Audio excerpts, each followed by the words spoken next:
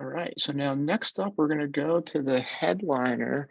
So Arianne Hinds, principal researcher at Tencent America Media Labs, kindly on 1 week notice was able to jump in for an education session on MPEG-I, part 28 for 3D scene-based meter interchange. And this has been coming up. A lot of folks have been asking about it, so I think this is a great forum for us to get educated on it. And then Arianne works on immersive and multimedia research and standards, has done a ton of work across XR, light fields, video, and content distribution.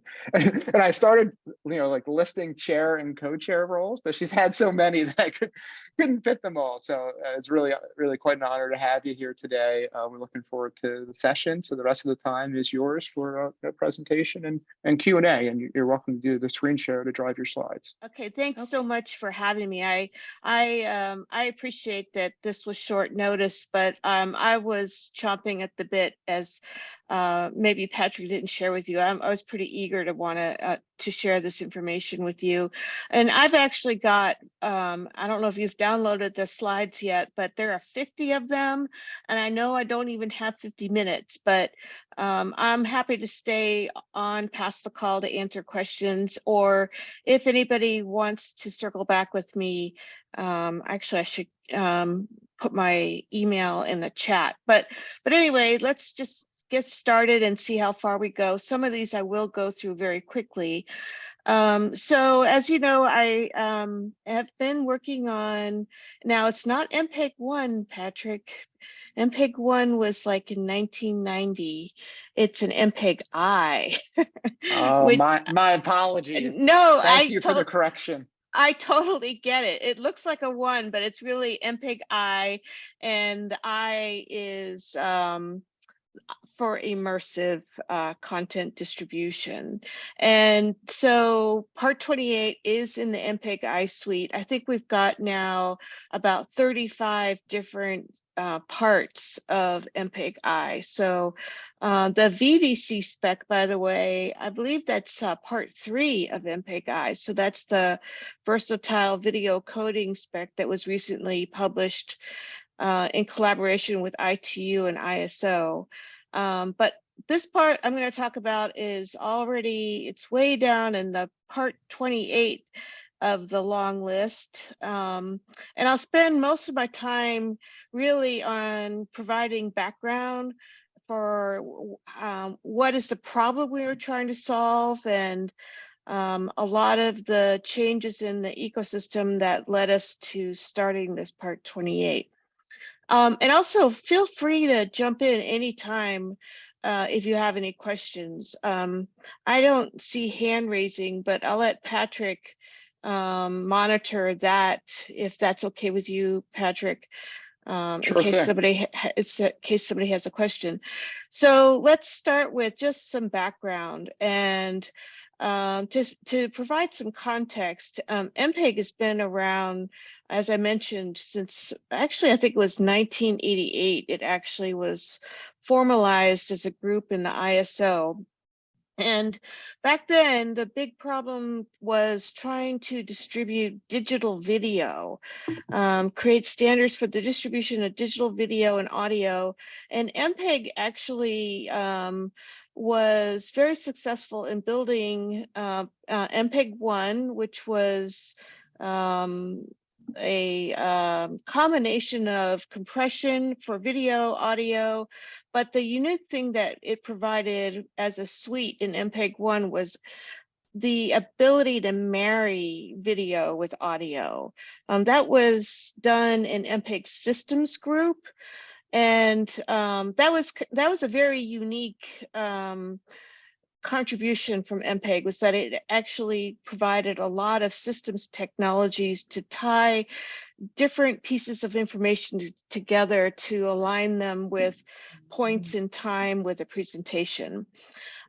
So it naturally falls that MPEG is largely in the business of creating standards that address the issue of distribution of media. Is that where you have potentially done more work? I have somebody who I don't think has a question. Because you see, there's one that says There's a like, college of coastal something we leave it, talking. and instead of saying we're planning anything, it's just maintaining. Say we keep maintaining. Patrick, is it possible to mute the person who I think doesn't realize he has a hot mic? It's done. Yep. Okay, Cool. thank you. You got there Okay, first. Thank you. Thank you. Okay, so really, where we're at with, as I was explaining, MPEG is really about creating standards for the distribution of media, and it's been wildly successful in that. Many of MPEG standards are widely used today. For example, with all distribution of video, audio, like subtitles. I mean, and so it's really the MPEG standards have really formed a basis for how media is distributed at scale. But I'm going to characterize it now as legacy distribution, because it's really been about distributing content to these displays that are limited to only 2D presentations. And at the same time now, or recently, the last decade or more, actually, there's been a really big ecosystem created around gaming. But so far, those systems have been around the distribution of games and content for games in closed platforms, like with examples Xbox or PlayStations, or streaming of gaming content. And a lot of those systems now are distributing media or game-based media to be addressed by a component that has where there's a renderer that plays a very big role in that. But again, the displays are still largely 2D displays. There's really no notion of formalized content distribution standards for this gaming ecosystem, but yet this ecosystem has been very innovative in finding ways to distribute 3D model-based media. So it's really at the forefront of 3D based model media. Okay, so, but again, looking at where we're at, there are some paradigms that I characterize as immutable, in the sense that it's really hard to get past these paradigms. And that is that the media, unlike the gaming system, the media is largely raster based. That the visual media is a video, where the scene is the frame of a video. Your displays are limited to less than 50 discrete views. The media, at least for the visual, the media is targeting a video decoder. The renderer that might exist in the display is largely out of scope, and the displays are homogeneous in the sense that they're all rectilinear video-based displays. So that's been very convenient for MPEG to develop standards where your target display ecosystem is pretty much the same. I mean, they put a lot of energy into addressing, oh, I went from SD to HD, and then I went from HD to UHD. But if you think about it, the media is largely the same. It's 2D rectilinear video. And how to get past that paradigm is quite a challenge. Actually, that we're starting to address with Part 28 and other parts of MPEG-I, to be fair about what MPEG's doing. Okay, so we all understand that there's definitely a market appetite for more immersive experiences. And if you think about where the displays have gone, we started with this furniture-like thing on the left, and we've slowly migrated over that last 80 years towards much more sophisticated displays. But so far, everything is still 2D rectilinear based media that's being distributed. And so other things we've learned, of course, over the 80 years. Now, I'm not saying I'm 80 years old. Okay, it's 80 years of experience with, with distributing media, starting first for televisions, and then now for all different types of client devices. So users want to choose when and how they consume their media. They want to be able to create their own and share their own media, tell their own stories. They want to be able to engage more with the media. This creates a better emotional response with the media. They also would like to use their own personal avatars, and finally, they want the visual experience to be consistent with how we experience seeing objects in the real world. So in other words, we want to move towards 3D, and we want to do it like with this and not this way. Okay, so the glasses have not been a very well received in the consumer market for, I think, a lot of obvious reasons. But if we start to want to understand why 3D has failed so far, I just want to share with you that I wrote this paper that was published in the ACM, and I addressed a lot of the differences about distributing media for these emerging immersive displays that are actually able to create 3D presentations and what that means for the content distribution ecosystem. And also, I went into a pretty good deep dive into why we've failed so far with these 3D displays. And it turns out that their problem is not addressed by just the display, and it's not addressed by just the media. You really need to have a united and a united front on how to get to 3D. And again, MPEG-I is starting to address those problems, and we are starting to see a lot more interesting technologies emerge from the display ecosystem. But as I said, I wrote this paper. Reach out to me if you'd like a copy. I went into a lot of explanation for why 3D has failed so far. Okay, so let's talk about the emerging displays. When I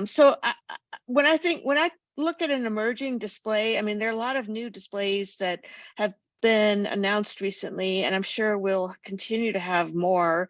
But the questions, and actually I have to give credit to Pete Luday, who I think is on this call. He helped me understand that these were some very fundamental questions that we needed to ask ourselves before we had any idea of what was the best way to distribute media to these displays. And these questions are like, how is the display creating its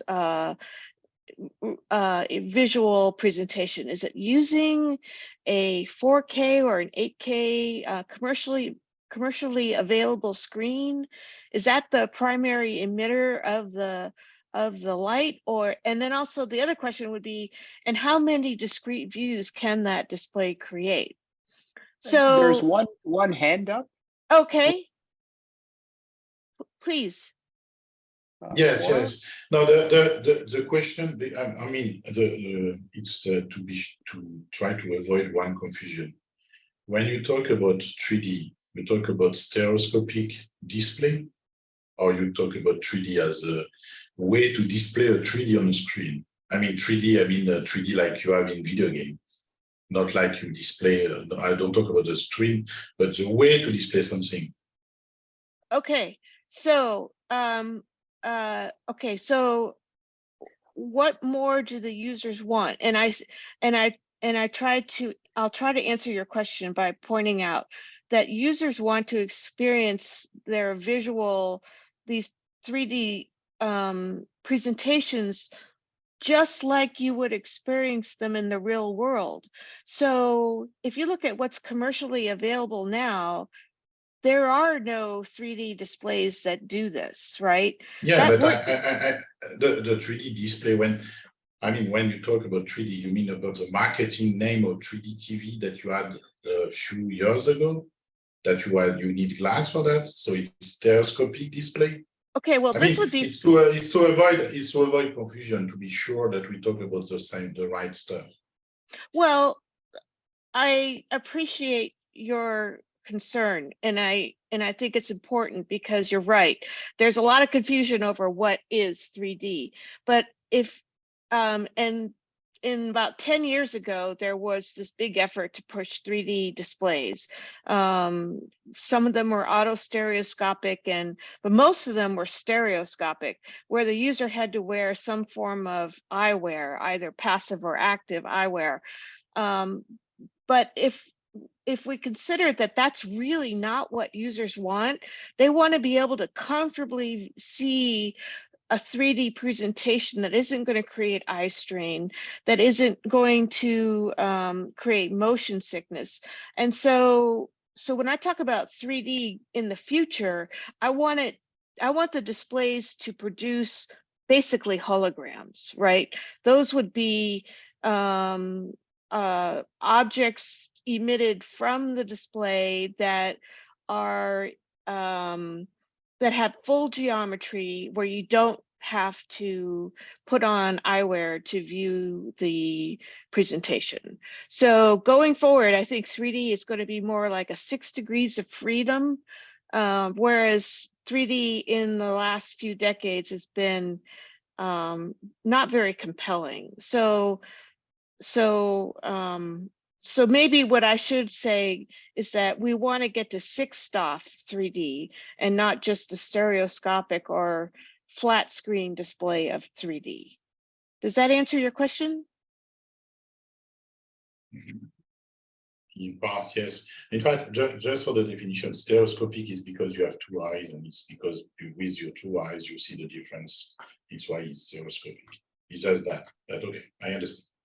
Yeah, right. We have two eyes, and there's this binocular disparity created by having two eyes that are positioned at different locations on our face. And there are a lot of, there's a lot more than just getting two separate views of a scene that enables the brain to comfortably sense depth. And this is a pretty good list of what is needed for a comfortable viewing experience to perceive depth. And so far we don't have this, right? This is, you would need to have a lot of issues addressed by the display, and likewise there would need to be media that goes well beyond just 2D video. And so I had, again, in the paper, I summarized all of these, and I'd be happy to share it with the group if that's of interest. But yes. It'd be great if you can move forward now. Yep. Okay. Sorry. Yep. Because I'm probably running out of time. All right. So displays are either screen-based or they're not screen-based. And what I mean by that is the UHD, 8K, those are all based on screen technologies where you've got rows of pixels emitting red, green, or blue points of light. And those are popular in HMDs. The Leia, even though it's got, they claim it's a light field tablet, and I'm not going to argue whether it's a light field or not, but the Leia is also a screen-based product. The Sony 3D display is a screen-based product. Looking Glass Factory is also a screen-based product. Demenco has one as well, but these are all displays that claim to, and they do actually emit a 3D presentation.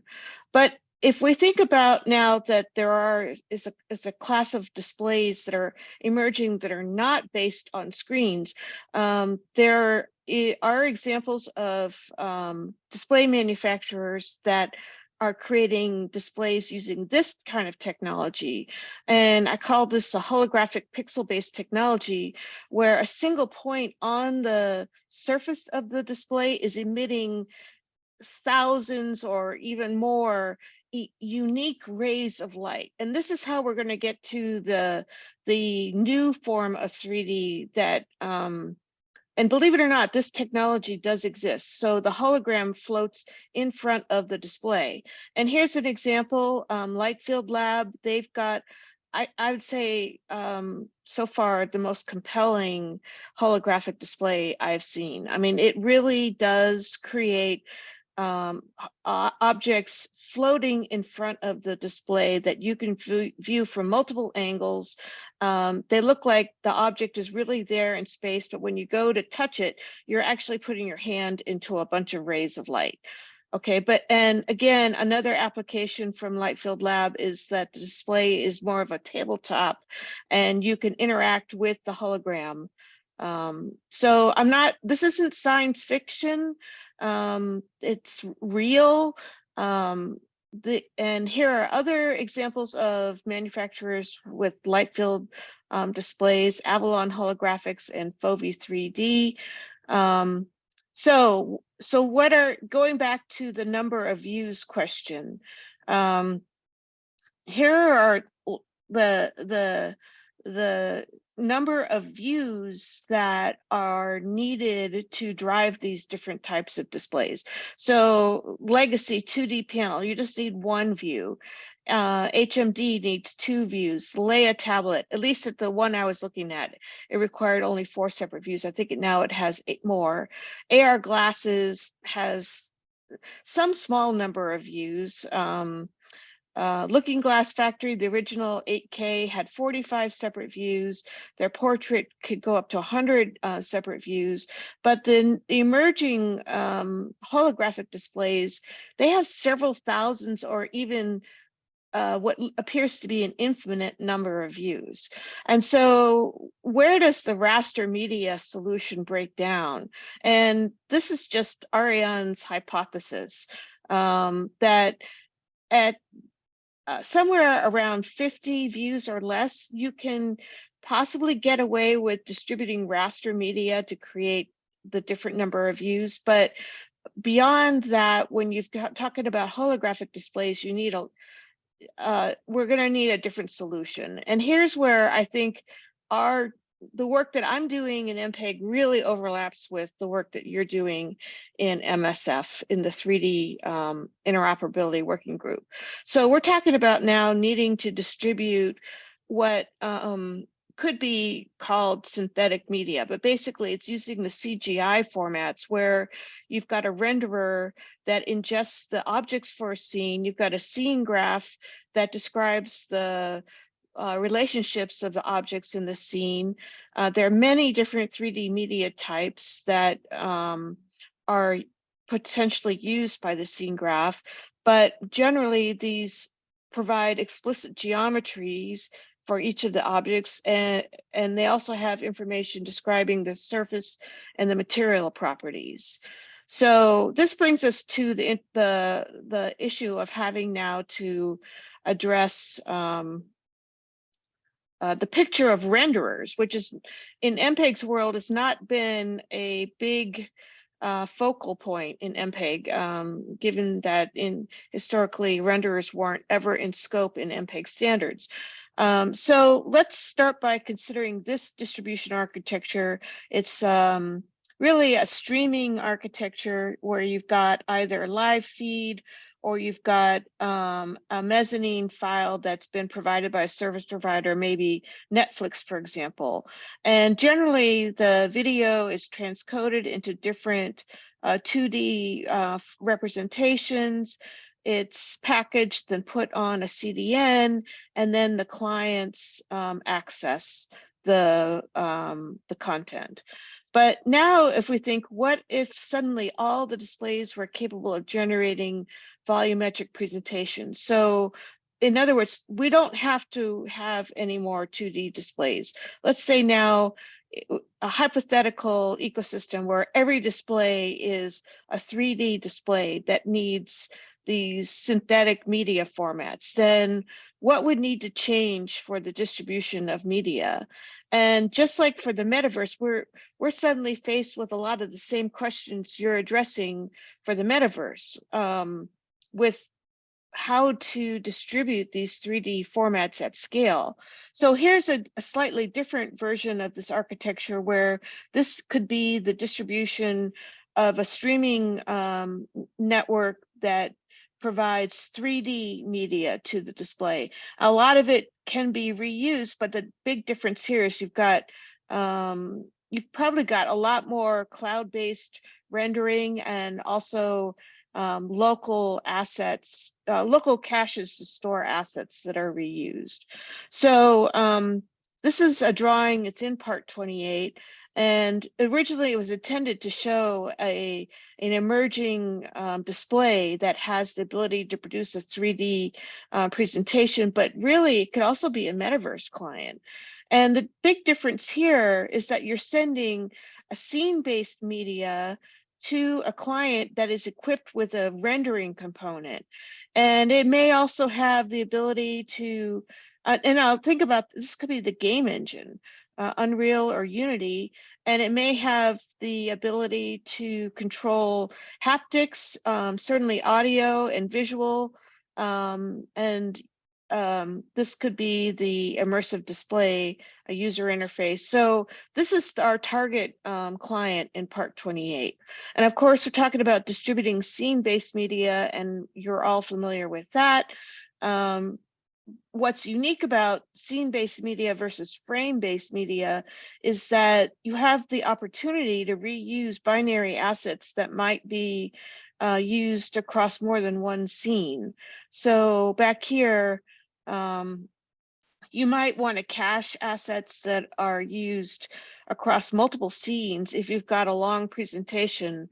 For example, the common example is like Toy Story. Maybe you want to cache the Woody asset if you're trying to stream the Toy Story movie to a display that's capable of producing holograms. So because Woody is used multiple times throughout the movie, so you might want to not have to fetch that asset over and over again. So, and then distributing the media to a render, there's a lot of questions. We would need to, in MPEG, support, develop standards that support the transmission to a renderer as opposed to a video decoder. And here's where you run into the issue, well, not all the 3D scene-based representations are the same. And you might need to address the problem of interchange. So there's no standard renderer, but we have some good places to start. Unreal and Unity engines offer some pretty widely deployed render pipelines, but there are also some technologies that are available from the non-real-time renderers that we might want to look at. So the MPEG render group, I'm the ad hoc group chair. Pete Luday, who's also on the call, is the co-chair. We've been looking at what does it take to distribute 3D scene-based media at scale. So this is how we ended up with starting part 28. Okay, I'm just going to do a time check here. Oh, I have a few more minutes. Yeah, we have about 10 more minutes for the official meeting. Okay. And then if we go over for any Q&A, I would just want to jump in with a quick wrap up. But I think the content you're getting into here, super valuable. So maybe if you're able to do just, a few more minutes, and then Yep. we can do some Q&A. I think we'll be really engaged. Yep, I'm almost done actually. So I pulled these slides from a presentation that was provided through IDEA, which is Immersive Digital Experiences Alliance. Again, Pete, who's on the call, I hope, is the chairman of the board for that group. And they've been doing some amazing work with developing specifications that I think we want to consider in this problem of how to distribute 3D assets at scale. So the ITMF is very robust. It's able to address content for a variety of display types. I know that there's an ITMF education session coming up, so I won't really dive too deep into it, but just to give you a taste of how dense its support is, it actually is able to support, it's a container and a scene graph spec that is capable of supporting all these media formats, and as well some common tools in the production world, this color IO, the ACES workflow, of course PBR is a big part of that, but just, I don't want to spoil Jules's take away Jules's thunder, but the ITM is actually 3 specs. And for part 28, we're focusing on this data encoding spec. So we use ITMF as a basis to develop an interchange tool to map the scene-based media to Unreal and Unity. And this is what's in part 28. And we are going to start with GLTF and USD as 2 major media formats that we're interested in distributing at scale. And of course, there are lots of other to-dos, like how would we ever stream this media? Maybe we want to find ways to compress some of these formats. And how would we develop standards to orchestrate the distribution of the media? So those are future questions or work items to do. Okay, so here's just a small snippet of the ITMF data encoding spec. And I want to tell you, there's many tables that are so granular in different aspects of the media that can be represented in ITMF. And the way that we architected the ITMF specs, we split out the actual numerical values that represent all these different characteristics of a scene. And I don't know if there's 1,000 of them. There's certainly hundreds of different very minute details that can be assigned to these different code points. What I'm trying to say is that this is a very dense coding spec that allows us, at least in MPEG, to use this as a basis for interchange. So what we did was we took the data encoding spec and we said, okay, here are a bunch of ways to describe lighting. Here's a bunch of nodes and attributes and pins and characteristics and features. I mean, hundreds that describe a camera node. And here's how you might describe a material node: texture, geometry, environment, object layer node, a surface node. We added a category for instructions to a renderer. So all of these things are described in excruciating detail in this data encoding spec. And we wanted to use it in part 28 as just like a basis for how we might describe other scene technologies. So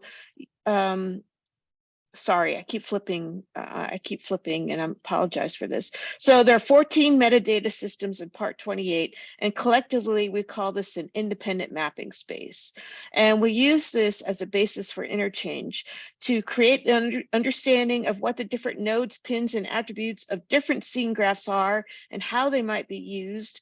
You can use this IMS metadata to annotate other scene graphs. And by doing that, we create some hypothetical render semantics. We can describe a hypothetical translation process that's all based on interchange using this independent mapping space. We will create a normative mapping to USD, a normative mapping to GLTF, and an informative mapping to Unreal Engine, the render interface. So all of that is what I was trying to share with you, is that this is still a work in progress. It's not done, but there's just incredible detail for how you might describe these different parts of a scene graph. And our next, we've got this part done. The hard part, though, is doing this, the normative mapping to USD and to GLTF, and then the mapping to Unreal. This is where we're at right now. We're trying to use all this incredible metadata to understand what are all the different ways that we could create interchange for USD and GLTF. And maybe we can understand the common parts between these two widely used media formats. Okay, so that's it. In summary, we're addressing a paradigm shift to support immersive displays with the distribution of 3D scene-based media. A lot of our problems overlap with the problems for a metaverse. MPEG and IDEA are collaborating. Part 28 builds a scene graph translation architecture. We also have a technical report, but there's still many other parts to build.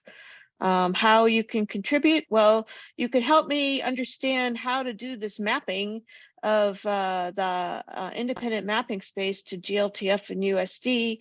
That would be contributing the interchange information. You could join MPEG, you can join our ad hoc group. You don't have to be a member of MPEG to be in our ad hoc group, or you can also join IDEA. And that's it. 50 slides in 36 minutes. Arianne, thank you so much for that presentation. Look, I really appreciate all the background that you gave on the displays, so then how you kind of weave that into the needs for the open standards. I think sharing that perspective with us really helps us understand where you're coming from. Just for logistics, I'd just like to quickly propose that I'll just do 30 seconds on the next meeting, and then we just run Q&A. I'll stop the recording at noon Pacific, but for the official meeting, but we can just keep going. So if I can just interject, the next meeting in 2 weeks, we'll continue the nomination process, as Neil mentioned. And then we didn't have an education session scheduled, but Alexei from Meta, who chairs the 3D formats group at Kronos, did volunteer during this call to do a session on where that group perceives the gaps and the opportunities for USD to GLTF back to USD. So that will be the education session. So with that said, it's all Q&A from here. I already see one hand up. Remy. Oh yeah, I was wondering what is the relationship between this and the ISO standards, and especially X3D, which was not named at all during the presentation, but I'm pretty sure I've seen, I'm not an expert there, but I've seen in the past a working group at ISO that was doing exactly that, I think, exactly what was proposed there, which is a way to, basically a codec for 3D content that can handle the ISO standards. So I was wondering if there's any connection there. Yes, so MPEG is an ISO standards group, and it has historically developed technologies to distribute raster-based video. It's done some work to develop standards where you could repurpose raster video decoders for point clouds or even 3D scenes with depth. But going forward, as I was hoping to present, is that we'll need more than a raster-based technology to support not only metaverse applications, but these emerging displays where you've actually got the hologram formed. And so, yes, MPEG is an ISO group. There are standards that MPEG has developed where they've repurposed raster technologies, but this work is really pushing the distribution of media that's purely 3D model based. So that's the difference.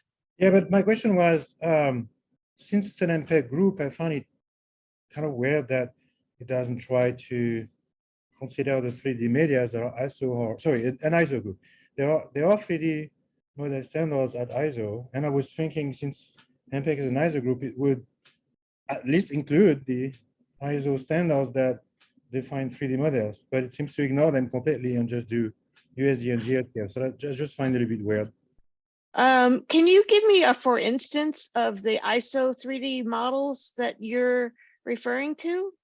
I think Neil would have a list for you because he's been doing that longer than I have. But there's a bunch of standard. The one that come to my mind is this group called X3D group that has been an ISO standard for 3D model for, I'm gonna say centuries, but decades at least. Are they distributing USD and GLTF? I mean, we want to distribute the formats that are widely used. Oh, okay. And, so you're I saying mean, I'm gonna ignore the standards that are actually ISO standard, even though I'm an ISO group, because I'm gonna just look at the standard that are widely grouped by use. I mean, I don't know if the X3D people would ever think to say about how widely used they are. I think they are, at least in the academia and core industry, for example. So yeah, I think you should consider looking into ISO. They have a 3D model standard group that probably you should include in your research. okay, thank you for that suggestion. Yeah, what we're interested though in is providing enough information to a holographic display such that it can recreate a photorealistic representation or photorealistic a hologram of a real world object. And so for that, I think we're going to need something a lot more sophisticated with really rich material systems and PBR support. And I don't know of any other ISO standards that have that. But absolutely, it's called X3D. You should look at it. Okay.